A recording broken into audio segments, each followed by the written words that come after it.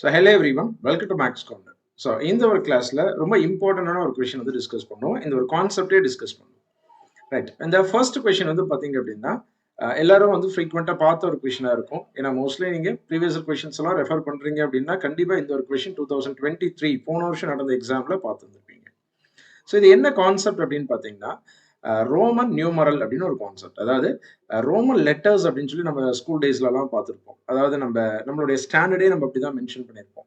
Right, first standard அப்படின்னா இப்படி mention பண்ணியிருந்திருப்போம். Second standard அப்படிங்கிறத 2ன்னு போட்டிருப்போம். ஃபிஃப்த் ஸ்டாண்டர்ட், அடுத்து வந்து நம்ம 9th படிக்கும் பொழுது ரைட் இது 9, இது எக்ஸ், இது 11, இது 12. ரைட், மோஸ்ட்லி நம்ம 12 வரைக்கும் தான் தெரிஞ்சிருந்திருப்போம். அதுக்கு மேலே தெரிஞ்சிருக்க அதிகபட்ச வாய்ப்பு இல்லை. ஏன்னா ஸ்கூல்ஸ்ல எல்லாமே நம்ம வந்துட்டு இந்த மாதிரி ரோமன் லெட்டர்ஸை வச்சு தான் வந்து பார்த்தீங்கன்னா நம்மளுடைய ஸ்டாண்டர்டை வந்து டினோட் பண்ணிட்டு இருந்திருப்போம்.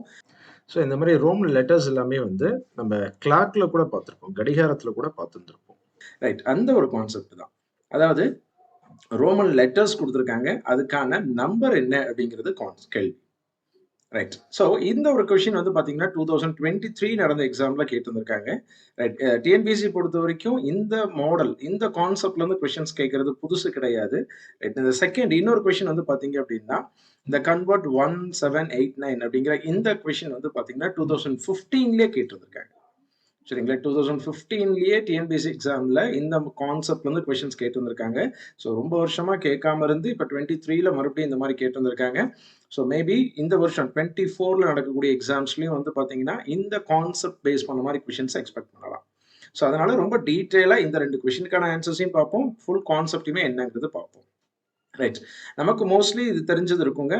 ரோமன் லெட்டர்ஸை நம்ம நம்பராக கன்வெர்ட் பண்ணுறதுக்கு 1லேருந்து 12 வரைக்கும் பேசிக்காக தெரிஞ்சிருக்கும். ரைட், ஸோ அதை தாண்டி இருக்கக்கூடிய பெரிய நம்பர்ஸ் எல்லாமே எப்படி அதனுடைய லெட்டரை நம்பராக கன்வெர்ட் பண்ணுறது அப்படிங்கிறத பற்றி பார்ப்போம். ரைட், அதுக்கு பேசிக்காக நமக்கு தெரிஞ்சுக்க வேண்டிய விஷயம் என்னென்ன அப்படின்னா, என்னென்ன நம்பர்ஸ் தெரிஞ்சிருக்கணும் அப்படின்னா, அதிகபட்சமாக ரைட் எல்லாருக்கும் 1 அப்படிங்கிற நம்பருக்கு தெரியும். ரைட், ஐ அப்படிங்கிற மாதிரி ஒன்று கொடுக்கும். அடுத்து 5 தெரியும். ரைட், வி அப்படிங்கிற ஆல்பபெட்ஸ் யூஸ் பண்ணுவோம். ரைட், ரோமன் லெட்டர் அப்படின்னு சொல்றோம். ரைட், 5க்கு அப்புறம் 10 எல்லாருக்கும் தெரியும். என்ன யூஸ் பண்ணுவோம்? எக்ஸ். ரைட், இதே மாதிரி 10க்கு அப்புறம் 50, 100, 500, 1000 அது வரைக்கும் தெரிஞ்சுக்கிட்டா போதும். அதை தாண்டி பெருசா நம்ம பார்க்கணுங்கிற அவசியம் கிடையாது. ரைட், ஸ்டாண்டர்டா இந்த ஒரு 7 தேவைங்க. அடுத்தது 50க்கு போயிடலாம். ஸோ 50 அப்படிங்கிறத எல் அப்படிங்கிற லெட்டர்லையும், அடுத்து 50க்கு அப்புறம் 100 அப்படிங்கிறத சி அப்படிங்கிற லெட்டர்லையும், அடுத்து 500 அப்படிங்கிறத டி அப்படிங்கிற லெட்டர்லையும், அடுத்து 1000 அப்படிங்கிறத எம் அப்படிங்கிற லெட்டர்லையும் பார்க்கணும். ரைட், இதுதான் ஸ்டாண்டர்டான ஒரு 7. என்ன நம்பர் நம்மளுடைய கேள்வியில இருந்தாலும் சரி, இந்த 7 லெட்டர்ஸை நம்ம வந்து அரேஞ்ச் பண்ணி தான் வந்து பார்த்தீங்க அப்படின்னா அந்த நம்பரை ஃபார்ம் பண்ண போகிறோம். கிளியர்? ரைட், இப்போ இந்த கேள்விக்கான ஆன்சர் பார்ப்போம். எம் டிசிஎல்எக்ஸ் விஐ அப்படின்னு இருக்கு. ஓகே, ஃபர்ஸ்ட் எம் அப்படிங்கிறது என்னதுங்க? 1000. ரைட், அந்தந்த கரெஸ்பாண்டிங் நம்பருக்கான, அதாவது லெட்டருக்கான நம்பரை எழுதுறோம். அதுக்கப்புறம் அது எல்லாத்தையும் சேர்த்து சொல்ல போறோம். அடுத்து டி அப்படிங்கிறது 500. அடுத்து சி அப்படிங்கிறது வந்து 100. நெக்ஸ்ட் எல் அப்படிங்கிறது 50.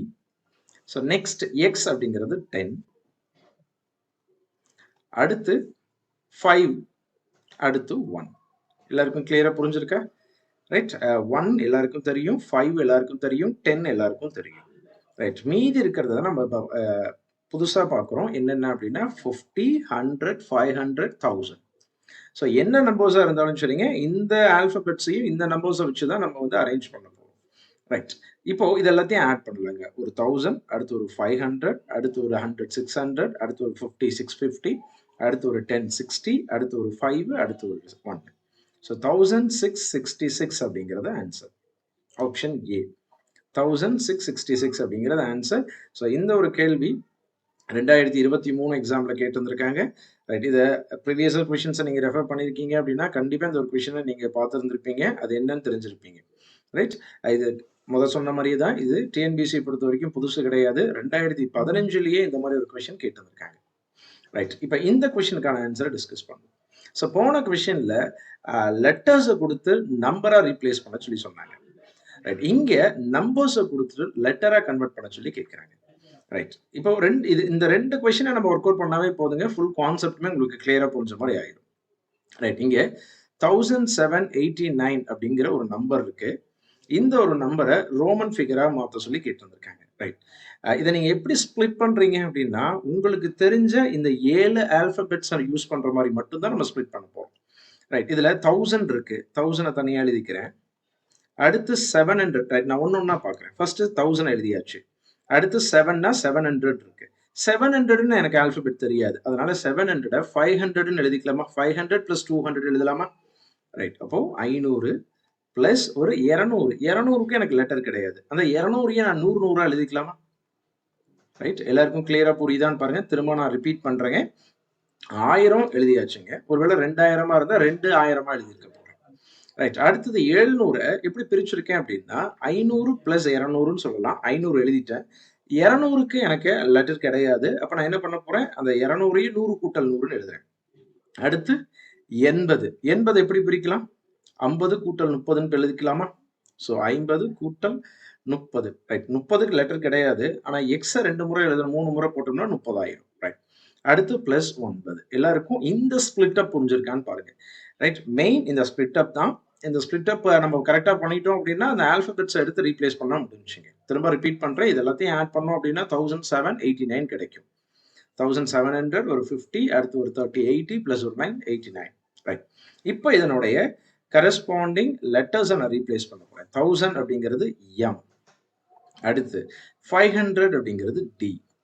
அடுத்து எக்ஸ் 100 100 இருக்கு. 2 100க்கும் 2 சி போட்டுக்கிறோம். ஒரு சி 100 இன்னொரு சி 100. அடுத்து 50 50ங்கிறது எல்.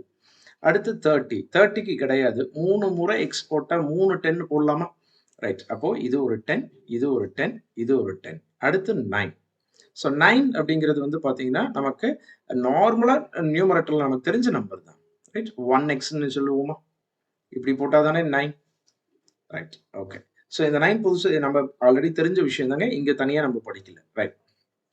ஸோ இப்போ இதோட ஆன்சர் அப்படின்னு பார்த்தீங்க அப்படின்னா, MDCCL XXX ஆப்ஷன் ஏ.